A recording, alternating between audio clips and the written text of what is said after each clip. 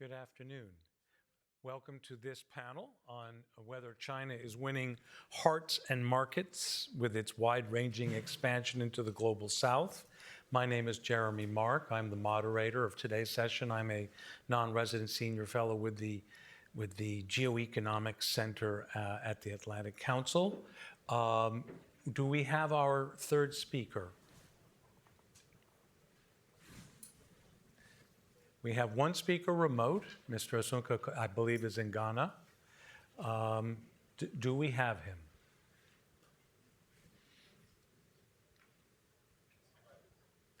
Okay, we're going to take a second. Why don't I start by introducing our topic a little more and our other speakers, but I'll hopefully be able to be joined by our third speaker in just a moment. Look, there's been a lot of discussion of the broad topics of development, prosperity, democracy in the process of development today. But there have been glancing blows, so to speak, on China from some of our early speakers. But I think that it's important for us to dig down a bit into some of the real practical issues that have been touched on today. And I think this topic should help us do some of that. We have a lot of ground to cover. We will touch on China's domestic economy, its strategies for investing, lending, and exporting abroad, potentially the Belt and Road Initiative, the question of the indebtedness of borrowing countries, and China, and most importantly, the response of governments and peoples who are on the receiving end, and that indeed is the topic that our third speaker, Joseph Asunka of Afrobarometer, Joseph is with us. Joseph, can you hear us? Yes, I can hear you. I hope you can hear me. We can hear you. Welcome. This is Jeremy Mark. I'm the moderator. Just finishing our introduction. All of these issues, and I think we've heard this today, all of these issues related to China and development are very much complicated by the events of the last 6-7 weeks in the Gulf. And to some extent, I think that sort of the aftershocks of that conflict are going to affect any number of global international economic issues. And hopefully we will be able to touch on that a bit today too, to get some context. Now, these interrelated topics would best be addressed, I guess you could say, in a one-day conference. We have 45 minutes. So I'm going straight to introducing our panel, and hopefully we can cover a lot of ground. I'm going to introduce you first, Joseph. Joseph is the CEO of Afrobarometer, a Pan-African, nonpartisan survey research network that many people feel is an indispensable tool for policymakers and researchers focused on issues related to Africa and the world. I would add that Joseph has also written the Ghana chapter of the 2026 Atlas of Freedom and Prosperity Around the World, which was discussed this morning. Sitting then to my far left is Professor Ho-Fung Hong, who is the Henry M. and Elizabeth P. Wiesenfeld Professor in Political Economy at the Krieger School of Arts and Sciences at Johns Hopkins University's School of Advanced International Studies. And it must take up a lot of your time to explain that to people all the time. Professor Hong has researched and written extensively on China and Asia, and has a book coming out in the fall on the internationalization of the renminbi. Finally, immediately to my left is my Atlantic Council colleague, Melanie Hart. She is the Council's Senior Director of the Global China Hub, which originates and coordinates so much of the work the Council does on China. I've worked with them extensively, and they really are some of my favorite people at the Atlantic Council.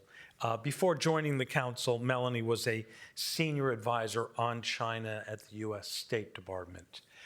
So to begin, I think we have to sort of set the stage on these very broad set of topics, and I'm going to turn to Professor Hong to start us off. If you could just please give us an overview of how China's economic development has shaped its approach to international development and financing issues, and perhaps you could sort of combine China's economic success, its current economic difficulties, and how this will affect its interaction with countries around the world. Thank you very much. It's my pleasure to be here. Definitely that Chinese development is an indispensable and very important factor shaping the development in the developing world, or nowadays people call the Global South. And the very well-known example, of course, is right after the global financial crisis of 2008, that many people will worry about the development prospect of Latin American countries, African countries, in the end that they are doing fine because of the huge demand created by China at the time. Then to 2009, 2010, China rolled out a huge stimulus program to open the floodgate of state bank lending for state enterprise, local government to build, and then create a lot of demand for copper, for oil, and for all kind of natural resources, commodities. And then at that time, there's really create a uplifting effect of the developing world that is commodity booms for them. But then what you see is that after the China stimulus and then the stimulus-driven high-speed growth fizzle out, and then the demand for commodities also fizzle out, and then you see many commodity exporters used to be lifted up by the Chinese development got into different levels of slowdown. So it's in the wake of the China boom in the 2015, 2016, and of course, in the last 10, 20 years, we see a lot of Chinese external lending to the developing world. And there's a debate about whether this lending is good or bad for the development of these countries in the emerging markets. And there's one prominent thesis about the debt trap, that China is actually lending money to lure these developing countries that cannot repay to borrow the money, and then after they cannot repay, that they try to take over some strategic asset. This is true in some cases, but I don't think it is a general pattern or structures that China is operating on. And China, in many ways, China external lending is very much similar to the dynamics of China internal lending, that China need to create employment, need to create growth. So internally, that they allow the state bank to lend a lot of money to local governments, to enterprise, mostly state enterprises, to build steel mill, high-speed rail, and real estate projects as well. That is very well-known story. And then, so they focus on the short term. So when they are building, they create a lot of demand, they create a lot of construction jobs, and then in the long run, we now know very much the bad story of the real estate sector. So there's a ghost cities and also high-speed rail, that there's a lot of line that is very wonderful, but at the same time, not all lines are making profits. And so there's a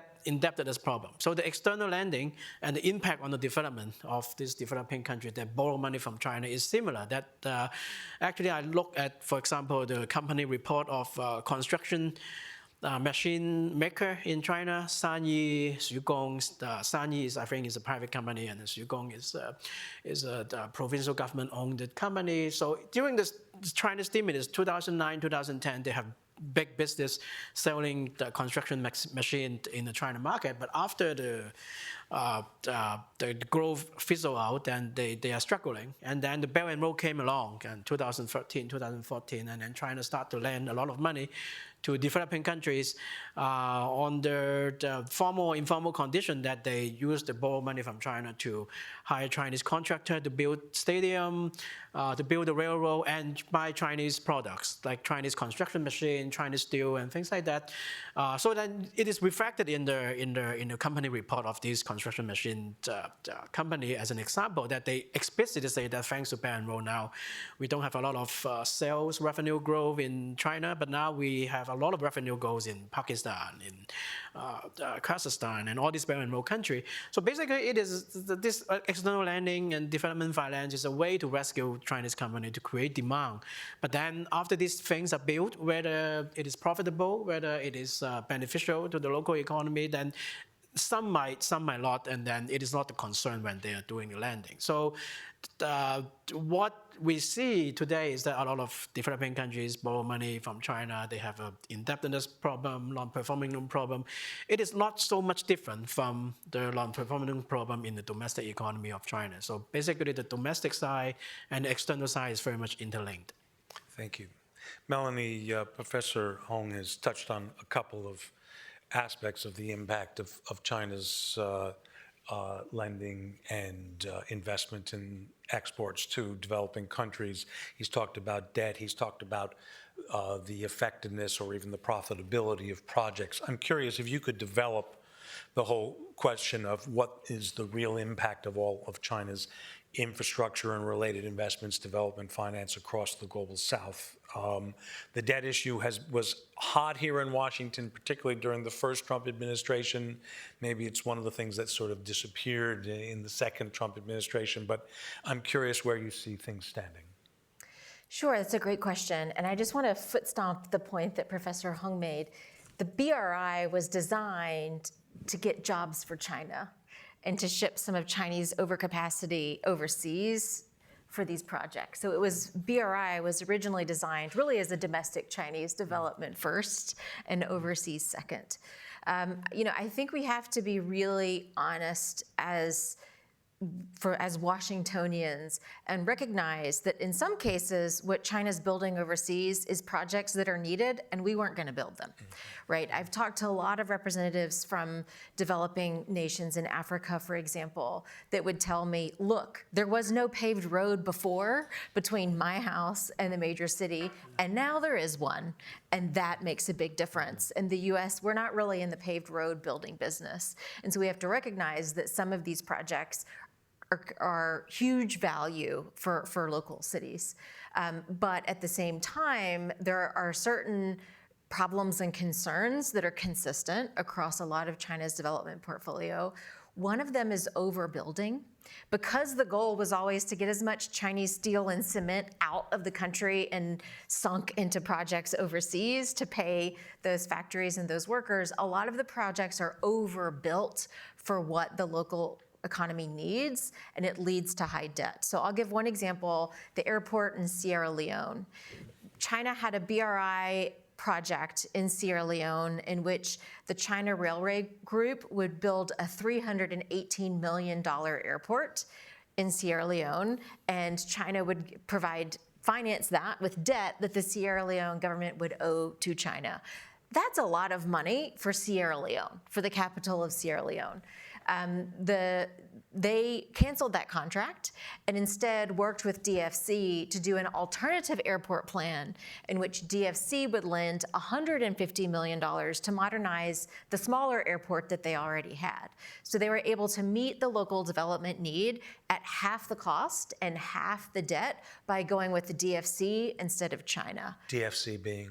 The U.S. Development Finance Corporation. So good job, DFC, right? They stepped in and provided Sierra Leone with an alternative that was more sustainable, didn't put Sierra Leone in debt. The China project, I'm sure that would have been a very fancy looking airport, but just as Professor Hung mentioned, in China, you have airports that sit empty and apartment buildings that sit empty.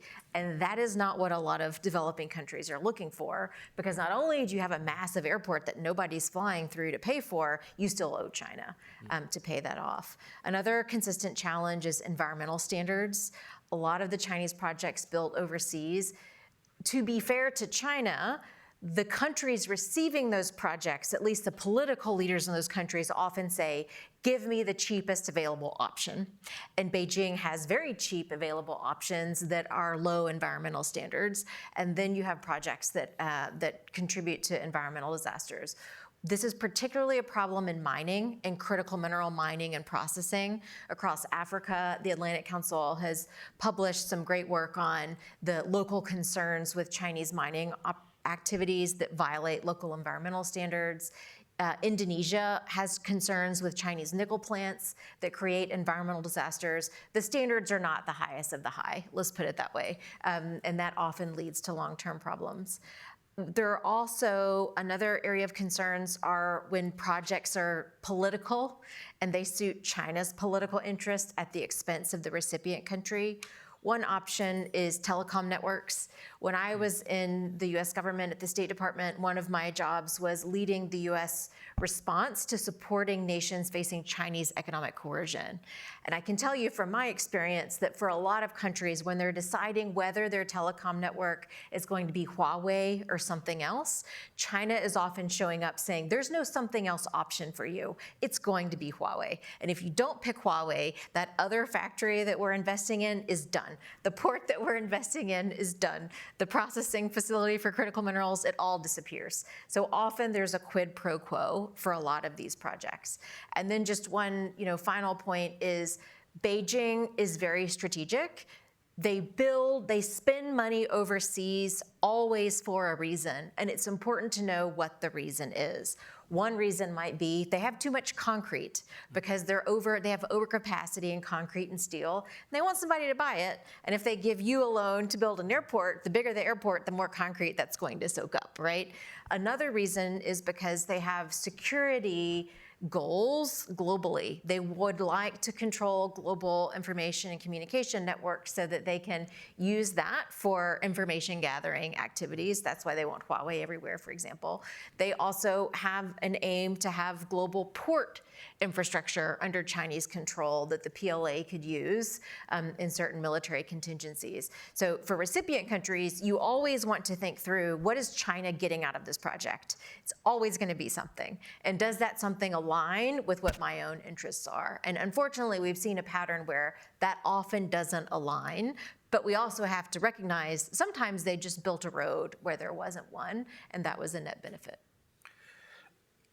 Melanie's raised several issues related to how projects might or might not be perceived in recipient countries. And Joseph Asunke is with us from Ghana, and I think he probably can offer a great deal of, shall we say, granularity about how a lot of this is being perceived now across the African continent, and presumably with reactions and impacts that would be reflected elsewhere in the world. So Joseph, if you wouldn't mind sort of walking us through how a lot of these issues are playing with the broader African public, and excuse me for sort of boiling everything down to African, because I know that there are many countries and many different ways in which policy like this is perceived. All right. Yeah, thanks so much, Jeremy, and thanks to the other panelists for the reflections. Sorry I'm not there. I should have been there to be there physically, but just not possible this time. I do appreciate the comments that have been made so far in terms of China's investments outside the continent. And so what we have been doing as Afrobarometer, we ask African citizens about their experiences and evaluations of various global powers in their countries, especially the economic and political influence of these global powers in their respective countries. And I mean, by and large, we have seen generally a very positive view when it comes to China in Africa, but positive view that is being tainted in some ways, partly informed by some of the points that my other panelists have just raised now. And especially Melanie's points about the ways in which China invests and whether or not the investments sometimes can be seen as positive, but sometimes also seen in a negative way. And I'll share briefly on what I mean by those two elements. So first of all, if you look at our data in terms of what African citizens think about the influence, political and economic influence of China in their countries, across 38 countries that we surveyed between 2024 and 2025, China stands very clear as the country that is seen as the most positive influence across the continent. So we have about 62% of Africans saying that the influence of China has been very positive in their respective countries. Of course, this is the continental average. It does mask how the country level variations look like. But if you compare that to views about the United States or other powers, the United States actually fall back to about the fourth position. So after China, which is the top, the African Union comes next, and the regional economic bodies follow, and then China and the United States is number 4 at our latest survey. But if you do look at it, first of all, at the continental level, over time, so when we started it, we did these surveys in 2019, 2021, China and the US were neck and neck. It was first and second. So China was on top and the US was following immediately.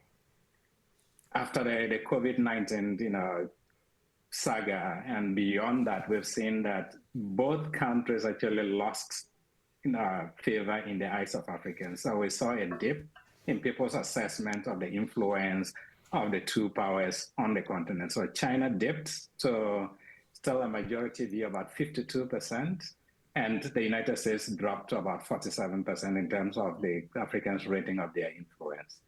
But beyond the COVID-19 period, we've seen that both of them have bounced back in terms of their positive views on the continent. But then what we have seen lately is that China has actually bounced back to where it used to be, around 62% positive rating, but the United States still stands at about 57% positive rating. The question we've been asking ourselves is what is it that is influencing people's views about China? And I think Menela's point does point to some of those.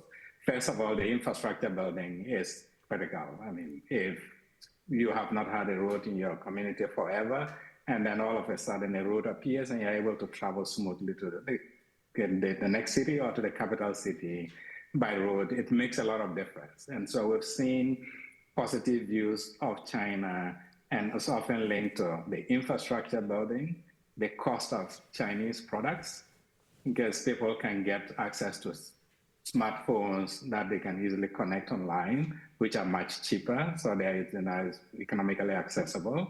The business investment, and in some cases, actually, the non-interference of China in domestic politics and domestic governance matters. Sometimes it's seen by some people as a positive signal because China has this laissez-faire, don't interfere in the politics, the governance of the country, and so let the people decide from themselves. It has its negative sides, but of course, sometimes other people see it as positive, giving their governments the free hand to decide how resources are used. I think some of the concerns that we've seen, especially in certain countries where China is increasingly not being seen as a positive influence, is largely driven by the presence of Chinese workers on the continent, which creates a lot of social friction. So whether it is in the mining sector, as Melanie mentioned, or even in the retail sector, which creates a lot of friction, and sometimes you see evaluations of China actually drop drastically in some of those countries. In my own country, Ghana, that has been the case. We've seen that China has dropped very drastically in the last survey that we did, from a majority view in Ghana to almost a minority, about 30% now viewing China's influence as positive. And so much as the infrastructure, building the investments in the Chinese businesses on the continent, the non-interference may drive these positive views. The presence of Chinese workers creates a lot of social friction in the retail sector, in the mining sector, which tends to drag China's views and our views about China down. And then, of course, more importantly, issues about land and land grabbing is increasingly a concern now, where it seems like Chinese presence sometimes interfere in the way land administration is run in certain countries, which is creating a lot of friction with people on the ground, as well as resource extraction. Sometimes people feel that China's presence there is more just focused on the resource extraction. And so it is a mixed bag, but I would say overall, China still continues to enjoy this, commanding lead when it comes to people's views about global powers on the continent. Thank you for that. If I could ask one quick follow-up question. You've talked about the the drop-off in support or positive view of the United States. Has your surveying shown any impact of the elimination of USAID by the current administration here in Washington? So we are just about to start the next round of the survey. It actually starts early next month. And that is one of the questions we're going to ask about in terms of people's experience of the United States and whether or not what they think about this issue. What we did was we asked the question during our pilot, so we're piloting some of the new questions we're going to use for this round in Namibia. And we asked people about USAID's demise. Of course, at the time, people were not too aware of it because it was just at the time that USAID was closed. But we think time has, we now have time for people to experience it. And so I'll be able to provide some data in the next time that we talk. I'll have some data on that. And we will make sure that we're speaking to you when that survey comes out. Thank you. Melanie, I'm going to turn back to you. We had an opening session today with Christopher Landau, the Deputy Secretary of State, in which he was talking about the importance of U.S. business presence in developing countries as a way to present the U.S. as a positive force in the world.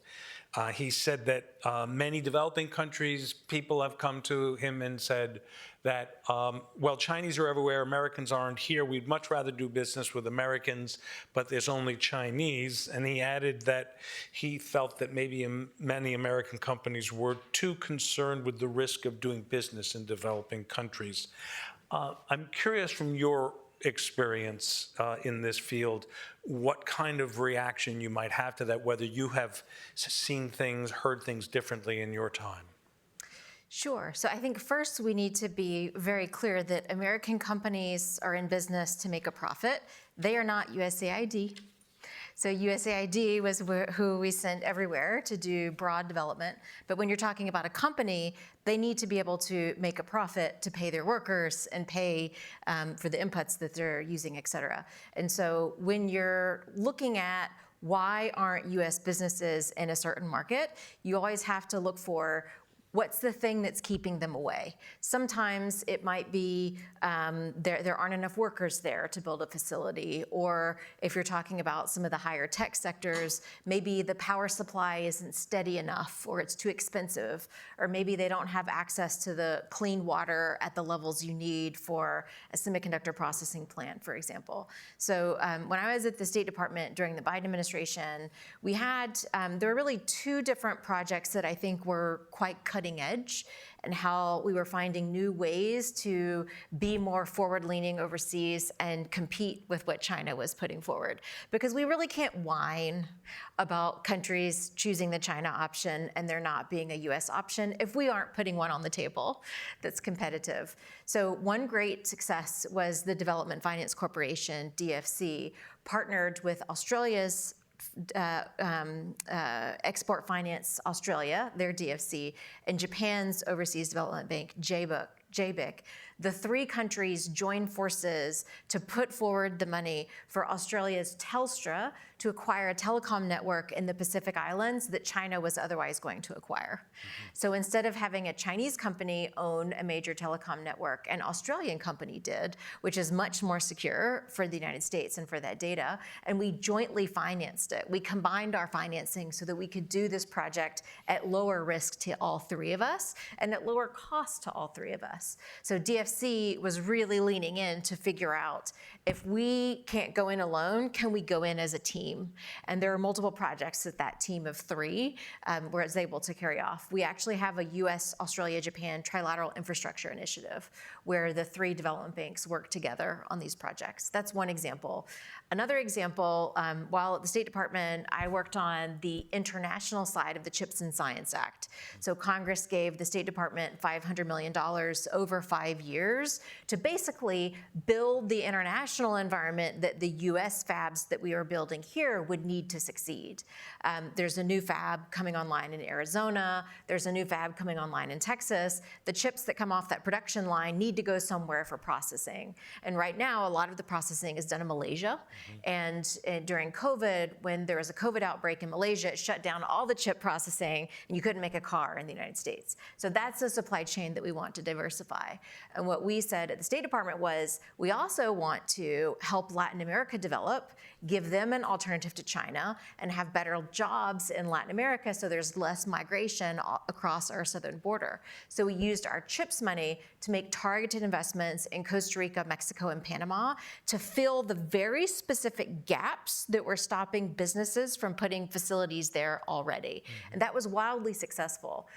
We even worked with the OECD and sent them in to audit all 3 countries to assess their ecosystem and come back with the punch list. You know, if you did these 4 things, companies would rush in. And then we would just make targeted investments in those things. So for example, in Costa Rica, they were just short some of the skilled workforce that Intel would need to expand its processing facilities there. Great. So we partnered with USAID to help develop some of their skilled workforce. Mexico right now is looking to develop their chemical industry to provide the chemical ingredients to make pharmaceuticals that we currently depend on China for. This is great.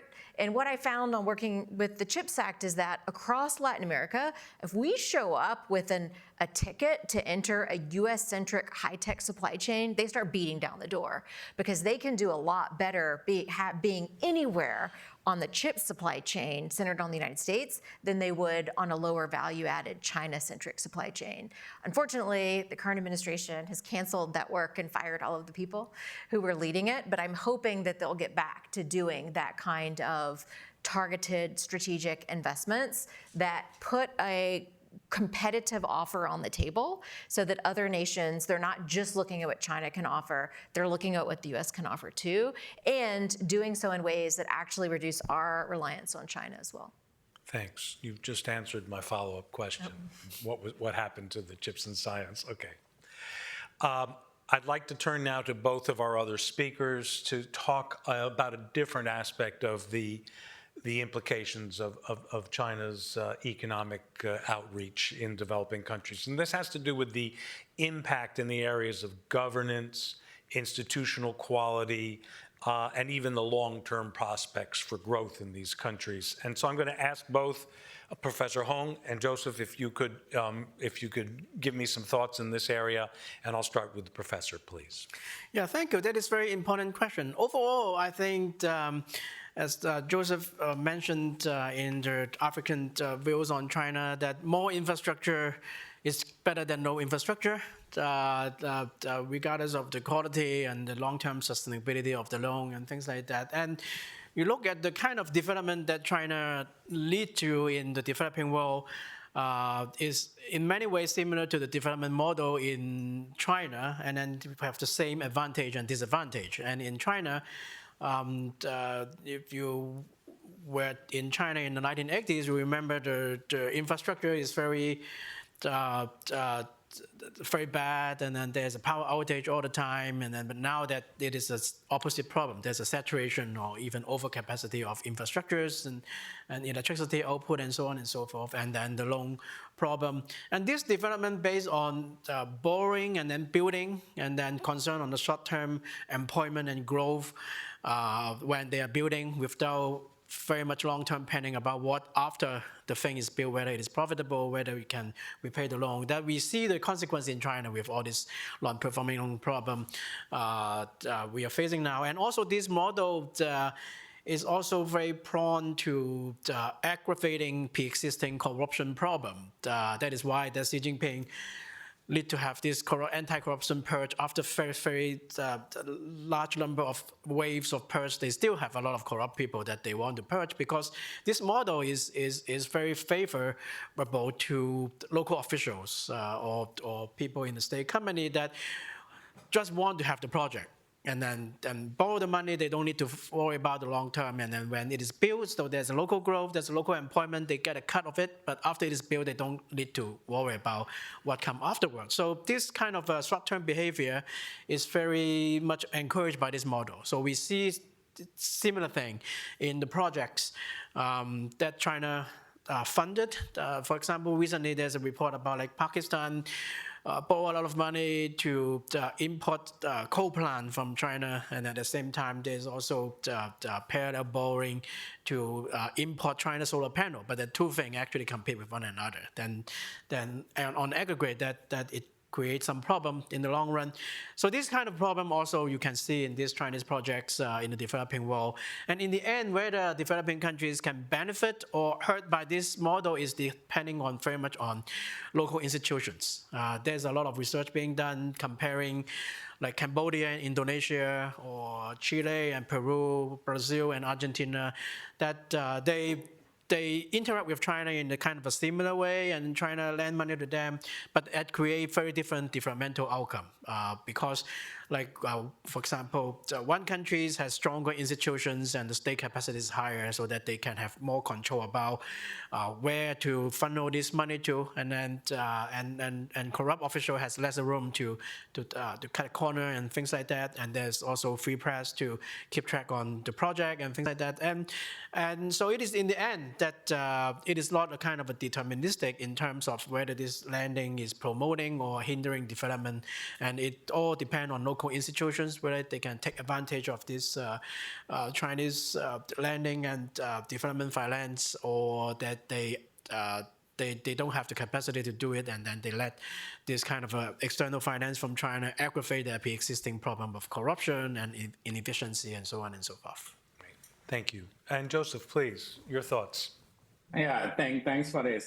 So this is what has been one of our concerns, to try to look at whether or not people who feel very strongly that China has had a positive influence, whether it has any impact on their commitment to democracy and democratic norms and institutions. And we have, analyzed the data and diced it in different ways. You would realize that there's no difference between folks who admire the China model and then think that China has a positive influence, and people's commitment to democracy and the institutions of democratic norms. So across the continent, commitment to democracy and the institutions of democratic governance and norms are still strongly supported by majority of citizens on the continent. And if you disaggregate it by people who see China as very positively influential and those who see the US or the West in general as positively influential, there's no differences in their attitudes towards democracy and democratic norms. That remains the same. There hasn't been a damaging effect of people's views of China vis-a-vis their support for democracy and democratic institutions.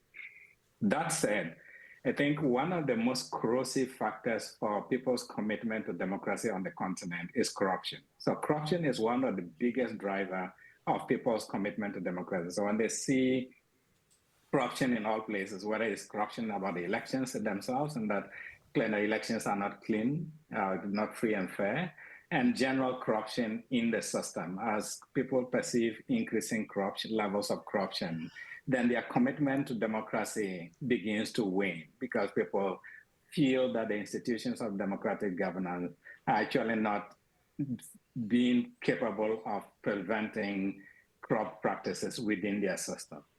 And I say this because, partly because of China's non-interference, sometimes the approach might lend itself to corrupt practices within the system.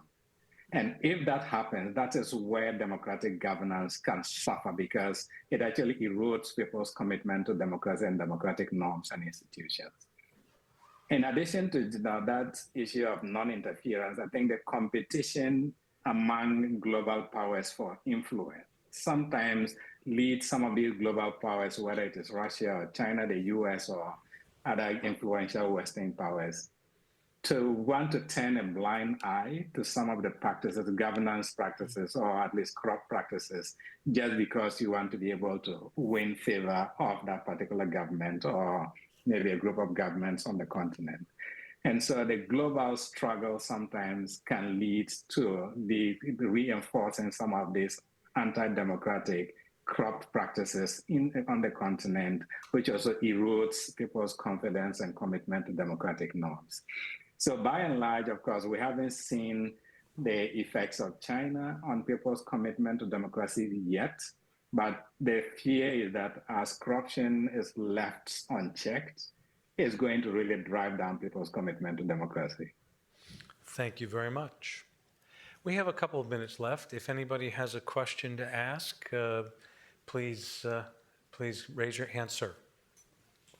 Yeah, go ahead. And there's a microphone. Sorry, there's a microphone coming. Because of the point that you raised regarding projects on the ships that were canceled flat out, one of the things that, for example, in Latin America, they like to see is consistency and commitment. So it may be more beneficial for them to do business with the US, but now we have an inconsistent policy, whereas with China, it might not be the best policy, but they know there's not going to be a change in the policy. How do you see that dynamic as we move forward for the panel? Good question. I have thoughts. That's a great question, and the U.S. has to do better, right? I think the U.S. has to recognize that we have a competitor in China, and if we want to be the partner of choice in Latin America, we can't be flip-flopping policy back and forth. I think we always thought of Congress as our steady state, and the CHIPS Act was a bipartisan congressional initiative, and all of our investments in Latin America were explicitly supported by both parties in Congress. So it was very disappointing to see them canceled. I have hope that they will come back online. But as you know, for businesses and for nations in Latin America, you have to have predictability. And once they've been canceled once, even if they come back, you're going to be nervous. How long is this going to be? So I deeply respect your question, and I think it's a challenge for the United States. We have to do better on this issue, and we have to figure out how to be a more steady partner in the region. Yeah, I would like to add a quick point that for the good of the world, maybe I'm naive, but I still think that multilateralism is still worth saving. That in terms of international finance, we talk a lot of China lending in terms of this bilateral lending, and US also have the DFC now to bilateral lending. But let's don't forget we have some multilateral institution.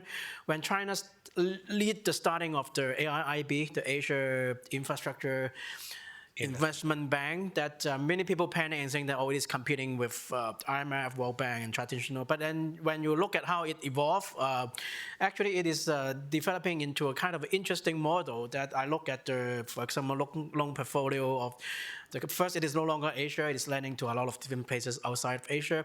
At the same time, there's a lot of co-lending between AIIB and traditional multilateral banks, ADB, Asia Development Bank, and World Bank. So they have a risk sharing, and also the AIIB have some practical reason to rely on the traditional multilateral bank to do the auditing, to assess the risk after they greenlight it, and then they join in. So it is a kind of interesting model because in terms of this kind of a multilateral lending, it is more transparent, it's relatively more democratic than bilateral lending. You don't know what is going on. Though in terms of the size of the loan, bilateral lending coming out from China is still bigger than China contribution to the AIIB. But then this kind of a multilateral setting that I think it is still worth looking at and even promoting and further developing. And can I add, this is a really good point. And to your question about U.S. trustworthiness as a lender, it may be that as we seek to repair our overseas programs, that we may need to team up with allies and partners. I think maybe Latin America would be more welcoming of U.S., Australia, Canada, UK, multiple countries, U.S., Taiwan, multiple economies coming together to back a single project so that you're not just reliant on one country. I think that would be very attractive in the region. I think we've got time for one more question, if any. Sir, coming right behind you. Okay, thank you. John Myers, and I do a boutique advisory around impact blended finance. My question is for Joseph. You mentioned early on some of the polling numbers in general, very favorable for the continent-wide in Africa for China. Can you give maybe two examples of the top two countries that are favorable for China and favorable for the U.S., and then the bottom two countries, so we have a better sense of what the outliers are at the top and at the bottom. Just have a general idea. Thank you. All right, thanks for that. I just want to pull together a few countries. So when you look at favorability for China, the countries where China fares very badly, in their most recent survey, there are 4 countries, so Ghana, Madagascar, Sierra Leone, and Zimbabwe. This is where China has fared very badly, and much of it is driven by the social frictions of Chinese workers on the continent and also participating in the retail business as well as the mining sector. So this is where China fares quite badly. There are some countries where they actually tie. So in Sierra Leone, the United States and China actually tie. So the European Union and the United States, together with China, all tie at the same time for in terms of their negative favorability, thinking of them as how negatively they influence the country. But if you look at the top sides, countries like Liberia, that's where, so let me put it this way, that within the Anglophone speaking countries in particular, this is where you have the United States being seen favorably. So what you're talking of, Liberia is one of them. That's where the US is seen as very favorably. When you go to the Francophone area, especially the Sahelian countries, this is where China comes out tops among the most favorable rating. And so it's whether it's Mali, Burkina Faso, Niger. These are the countries where we see China being rated much more highly than the United States. But by and large, across the 38 countries, we have 28 countries where China is rated highly above the United States. And then in 8 countries, including the 4 I mentioned, where we have the United States coming up on top. Really interesting. Thanks for that question. And Joseph, thank you for that. Thank you for joining us today. I know it's getting a bit on the late side for you. I think we'll probably have to stop here. Oh, we got time for one more question. And can I say, Joseph, the Afrobarometer survey, that's publicly available, is that correct? And it's very, very cool. Do you want to tell these guys where they could find it? Yes, it's available on our website, afrobarometer.org, and there's actually an online data analysis tool. You can just go into it and create either a heat map or a table or a graphic on some of these questions that we've discussed today. Okay, well, I think we're going to have to stop there now. We have another session behind us. Thank you all for joining us. Joseph, thank you for joining us. Professor Hong, Melanie, thank you for your insights, and look forward to doing this again sometime.